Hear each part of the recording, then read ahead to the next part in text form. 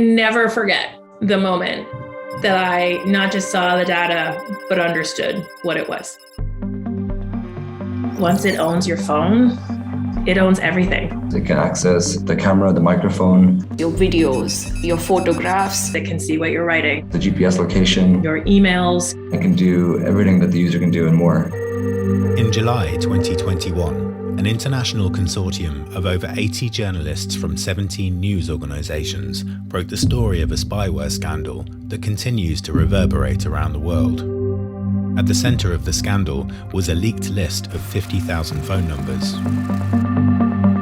Reaching into every corner of civil society, the investigation revealed that the list included activists, journalists, lawyers, and political leaders who had been unlawfully targeted by potential client governments of cyber surveillance company NSO Group. This is the story of how Amnesty International's security lab played a crucial role in exposing the forensic evidence that proved beyond doubt that the data could be connected to cyber attacks from the military-grade spyware system known as Pegasus.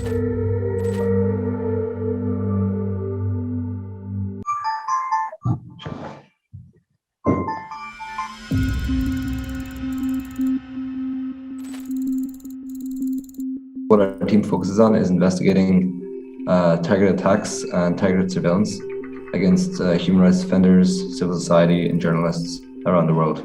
The Security Lab began investigating NSO Group in 2018 when Pegasus was discovered to have been used to target an Amnesty International staff member. Now, if they can target one of the biggest human rights organizations in the world without accountability, just think what they think they can do to other human rights defenders. And to me, it infuriated me. As a result of this attack, the Security Lab had the clues they needed to discover more about NSO Group and its customers. They managed to identify approximately 600 domain names that NSO Group's customers were using to deliver these kinds of attacks. We also found a handful of other activists who had also received similar links at the same time. On one of these individuals' devices, we found traces of a new kind of attack.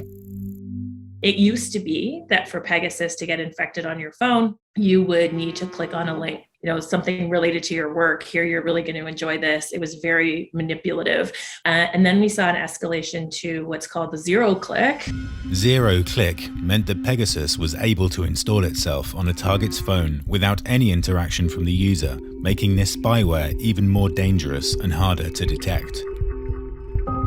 There's some smart technologists on the other side working for NSO who spend a lot of time and effort trying to create these spyware tools, try to operate them in a way that isn't detectable. And so it's definitely an interesting mental battle to try and understand what they're doing, understand what kind of mistakes they might have made.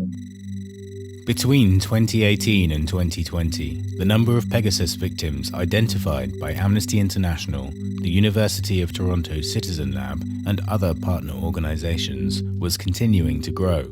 Even if you haven't been totally owned and there's no proof of infection, the fact that you've even been targeted can have a major psychological impact. They knew everything I said. They knew that it was really in danger. They are threats. Of course you have fear. On te met devant les gens et on te déshabille. C'est une violence. C'est une violence. Despite this growing body of evidence and the damage being inflicted on human rights defenders, the response to concerns about NSO's activities had been limited. We had been talking about this issue alongside many other civil society partners for a really long time. And we had essentially driven home the point that this is an industry and this is a company that by way of transparency, it provides very little information. And so that adds to the atmosphere of impunity. But with the list of 50,000 phone numbers, this was about to change.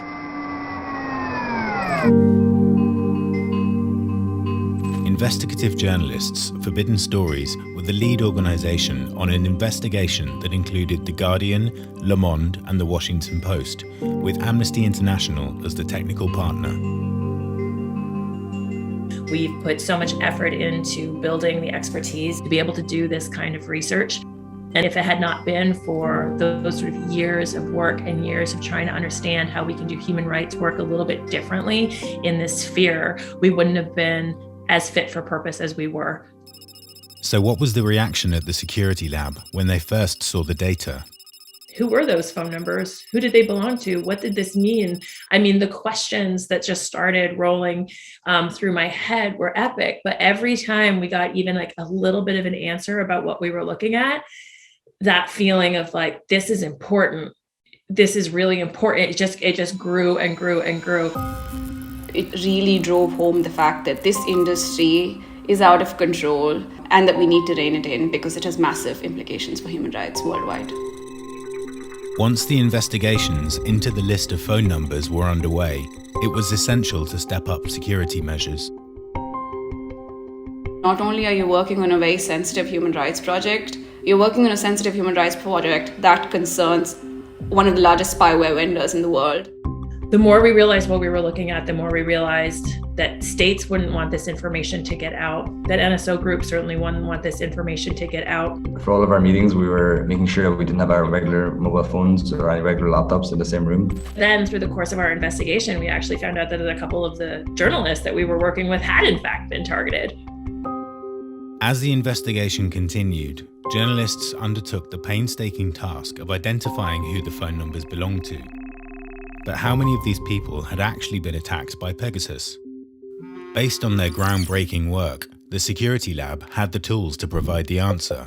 We developed some forensic tools for extracting data from an iPhone. And so over time, we began to identify more and more of these unknown suspicious process names, and we were able to tie these process names back to the Pegasus spyware itself. What that meant is they were actually able to build tools that we could then use to remotely access backups of phones and as quickly as possible, do an assessment of whether or not there were traces of Pegasus on that phone. This was a turning point in the investigation. By July 2021, of the 67 phones that the security lab had been given access to, 37 showed evidence of infiltration by Pegasus. As well as 14 heads of state, the wider investigation revealed that the phone numbers of at least 180 journalists in 20 countries were listed in the data. The Pegasus project also named the 11 countries identified as potential NSO group clients. And Pegasus was found to have been used to target family members of Saudi journalist Jamal Khashoggi prior to his murder by agents of the Saudi state.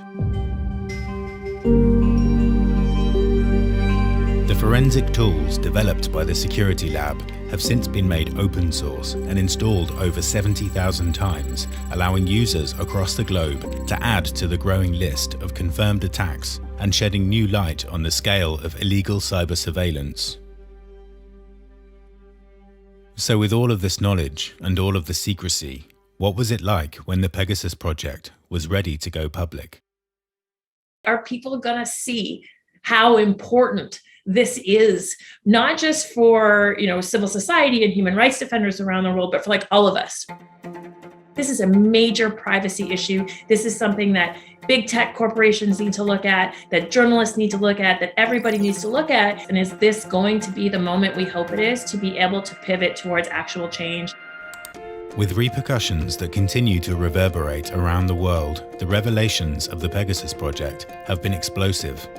As a result of the investigation, a number of steps have been taken in the right direction. The US government placed NSO Group on its entity list for malicious activity. Investigations are open in Hungary, Belgium, France. The Supreme Court of India has set up a technical committee to look into Pegasus targeting. There's many more, but I'll stop there. Most recently, thanks to the work of Citizen Lab, Apple has filed a lawsuit against NSO Group to hold it accountable for the surveillance and targeting of Apple users. In the face of these revelations, NSO has continued to maintain its position that it provides authorized governments with technology that helps them combat terror and crime. I'm thrilled to see that the world did take notice, right? People do realize that this is important. I feel like this is now crunch time, and hence Amnesty is in calling for a moratorium on the sale, transfer, export and use of spyware until a proper human rights regulatory regime is put in place. I think people have gotten over a little bit of this tech apathy that we see all the time. Tech it's too big, it's too scary, we can't regulate it, it's out of control. Not true, right? This stuff is built by humans and it can be regulated by humans. There is no difference. There's much more to be done. Investigations need to be held into providing victims with the right remedy, and perpetrators behind this should be held to account. So we need to keep exposing this work. We need to keep advocating for regulation, and we need to keep reminding everybody that there is hope. We can change this system. Your rights can be protected. Your phone does not need to be a weapon against your privacy.